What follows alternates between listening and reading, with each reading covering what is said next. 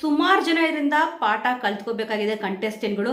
ಇಲ್ಲಿ ಪ್ರತಿಯೊಬ್ಬರದು ಕೂಡ ಏನೇನು ಮೈನಸ್ ಇದೆ ಅಂತ ಅಂದ್ಬಿಟ್ಟು ನೀಟಾಗಿ ಗೊತ್ತಾಗಿದೆ. ಮತ್ತೆ ಒಬ್ಬೊಬ್ಬರ ಮೇಲೆ ಇರೋ ಒಪಿನಿಯನ್ ಏನಿತ್ತೋ ಅದು ಚೇಂಜ್ ಕೂಡ ಇಲ್ಲಿ ಆಗಿದೆ. ಎಕ್ಸಾಂಪಲ್ ಸ್ಪಂದನ ಅವ್ರು ತಗೊಳ್ಳಿ ಮತ್ತೆ ಕಾವ್ಯ ಅವ್ರು ತಗೊಳ್ಳಿ, ಫುಲ್ಲಾಗಿ ಚೇಂಜ್ ಆಗೋಗ್ಬಿಟ್ಟಿದ್ದಾರೆ. ಅದು ನೀಟಾಗಿ ಗೊತ್ತಾಗ್ತಿತ್ತು. ಎಸ್ ಆರ್ ನೋ ಕ್ವಶನ್ ಇರ್ಬೋದು, ಮತ್ತು ಇಲ್ಲಿ ಬೆಂಕಿಯಲ್ಲಿ ಫೋಟೋ ಹಾಕೋದಿರ್ಬೋದು, ಎಲ್ಲ ಆಕ್ಟಿವಿಟಿಲೂ ಕೂಡ ಗೊತ್ತಾಗ್ತಿತ್ತು. ಇಲ್ಲಿ ಒಬ್ಬೊಬ್ರದ್ದು ಒಪಿನಿಯನ್ನು ಏನಿತ್ತೋ ಮುಂಚೆದಿದ್ದ ಒಪಿನಿಯನ್ ಎಲ್ಲ ಕೂಡ ಇಲ್ಲಿ ಚೇಂಜ್ ಆಗಿದೆ.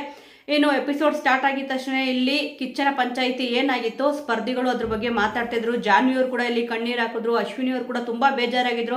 ರಕ್ಷಿತ್ ಅವ್ರಿಗೆ ಕಿಚ್ಚನ ಮೆಚ್ಚುಗೆ ಚಪ್ಪಳೆ ಸಿಕ್ತಲ್ಲ ಅದ್ರ ಬಗ್ಗೆ ಮಾತಾಡ್ತಿದ್ರು. ನಾನು ಅದೇ ಮಟ್ಟಲ್ಲಿ ಇಲ್ಲಿ ಬಯಸ್ಕೊಂಡಿದ್ದೆ ಆ ಒಂದು ಡ್ರೆಸ್ ಹಾಕೊಂಡಾಗ. ಈಗ ಅದೇ ಡ್ರೆಸ್ ಅಲ್ಲಿ ಕಿಚ್ಚನ ಮೆಚ್ಚುಗೆ ಚಪ್ಪಳೆ ಕೂಡ ಸಿಕ್ಕಿದೆ, ಆ ಡ್ರೆಸ್ ಫೋಟೋನ ಇಲ್ಲಿ ಸಿಕ್ಕಿದೆ ಅಂತ ಅಂದ್ಬಿಟ್ಟು ತುಂಬಾನೇ ಖುಷಿ ಪಡ್ತಿದ್ರು. ರಘು ಅವರು ಕೂಡ ಇಲ್ಲಿ ಹೇಳಿದ್ರು ರಕ್ಷಿತ್ ಅವ್ರಿಗೆ ಸಿಕ್ಕಿದ್ದು ತುಂಬಾನೇ ಖುಷಿ ಆಯ್ತು ಅಂತ ಅಂದ್ಬಿಟ್ಟು. ಗಿಲ್ಲಿಯವರು ಕೂಡ ತುಂಬಾನೇ ಖುಷಿ ಪಟ್ರು.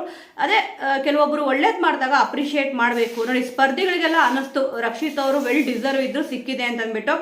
ಇಲ್ಲಿ ಅಶ್ವಿನಿ ಅವರು ಒಂದು ಮಾತು ಹೇಳ್ತಾರೆ, ವಿಲ್ಲನ್ ಆಗೋಕೆ ಬಂದಿಲ್ಲ ಅಂತ ಅಂದ್ಬಿಟ್ಟು. ಹೊರಗಡೆ ಅವ್ರ ಬಗ್ಗೆ ಏನೊಂದು ಒಪಿನಿಯನ್ ಇದೆ ಅಂತ ಅಂದ್ಬಿಟ್ಟು ನಿಜವಾಗ್ಲೂ ಅವ್ರು ಯಾವಾಗ ಎಲಿಮಿನೇಟ್ ಆಗಿ ಬರ್ತಾರೋ ಈ ರೀತಿಯಾಗಿ ವಿಲ್ಲನ್ ಆಗೋಗಿದ್ನ ಅಂತ ಅವ್ರಿಗೆ ಇಲ್ಲಿ ಆಶ್ಚರ್ಯ ಆಗ್ಬಿಡುತ್ತೆ.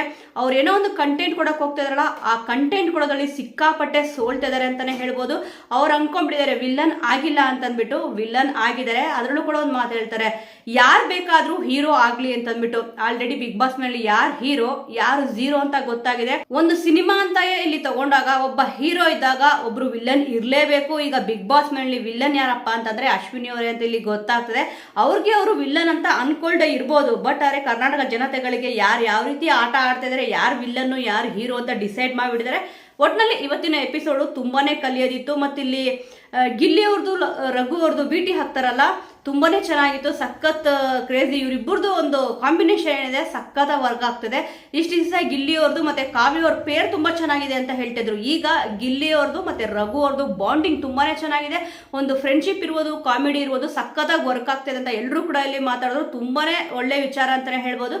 ಇದ್ರ ಜೊತೆಗೆ ಇಲ್ಲಿ ಕಾವ್ಯ ಅವ್ರದ್ದು ಮತ್ತೆ ಗಿಲ್ಲಿ ಅವ್ರದ್ದು ಏನೊಂದು ಮಾತು ಬಿಟ್ಟಿರ್ತಾರೆ, ಅವಾಗ ಒಂದು ಕ್ಯೂಟ್ ಜಗಳ ಅಂತ ಅನಿಸ್ತಿತ್ತು. ಇಲ್ಲಿ ಗಿಲ್ಲಿ ಅವ್ರದ್ದು ಮತ್ತೆ ರಘು ಅವ್ರದ್ದು ಕಾಮಿಡಿ ನೋಡೋದಕ್ಕೂ ಕೂಡ ತುಂಬಾನೇ ನಗು ಬರುತ್ತೆ. ಎಲ್ಲರೂ ಕೂಡ ನಗಕ್ಕೆ ಅಂತಾನೆ ಸ್ವಲ್ಪ ಜನ ಕೂಡ ಇಲ್ಲಿ ನೋಡ್ತಾ ಇರ್ತಾರೆ ಈ ತರ ಎಪಿಸೋಡ್ಗಳನ್ನ.